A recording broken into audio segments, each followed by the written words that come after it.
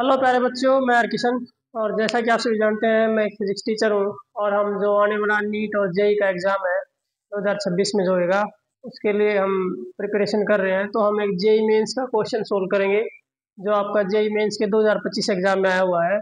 Statement है, water falls from a height of 200 metre into a pool. एक pool में 200 metre से पानी गिर रहा है। Calculate the rise in temperature of the water assuming no heat dissipation from the water in the pool. जब पानी कितनी हाइट से पुल में गिर रहा है, तो वो पुल का जो पानी है, उसका जो टेम्परेचर है वो राइज होगा। तो वो जो राइज इन टेम्परेचर हो रहा है, जो हीट एनर्जी वो गेन हो रही है पानी में पुल के अंदर, हम ये मान के चल रहे हैं कि उसमें से कुछ भी लॉस नहीं हो रहा है।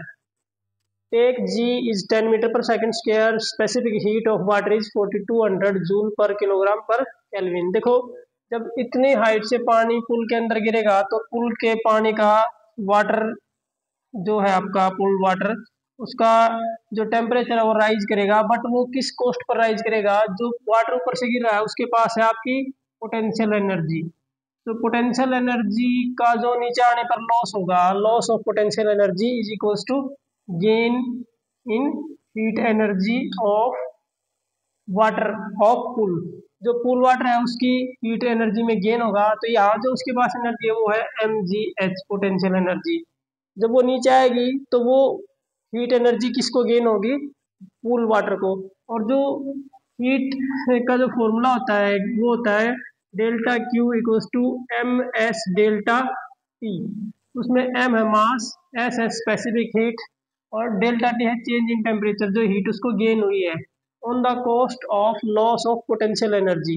दोनों को इक्वेट कर देंगे, M S delta T. M से एम गया, एस जो है हमारे को गिवन है, this is S. Delta T जो हमारे पास हो जाएगा वो हो जाएगा जी एच बाई में आपका एस। तो जी की वैल्यू 10 है और एच की वैल्यू आपकी 200 मीटर उसने गिवन की है आपको, divided by S that is 4200। ये आपका कैंसिल हो गया, 20 से 20 कैंसिल, 2 से कैंसिल हो जाएगा आपका 21 पर। तो हमारे पास जो चेंज इन टेम्परेचर हुआ, राइज इन टेम्परेचर हुआ, वो हो गया 10/21। तो आप जब इसको 10 को आप 21 से जब आप इसको डिवाइड करेंगे, तो सबसे पहले तो इससे छोटा है तो 0 दशमलव, तो एक जीरो आ जाएगी। तो ये 4 पर जाएगा, यहाँ पर आ जाएगा 84।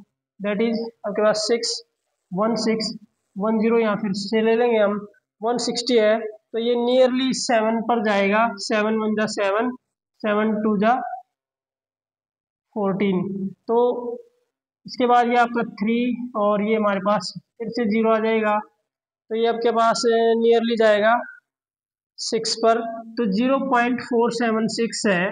इसको राउंड ऑफ करके आप 0.48 लिख सकते हैं। तो ये आपका, अगर आप देखेंगे तो जो सी ऑप्शन है वो इसके नियरली इक्वल है। तो 0.48 केल्विन राइज इन टेम्परेचर होगा of cool water because of loss of potential energy. But उसने ये बोला है कि there is no loss in the heat energy of pool water.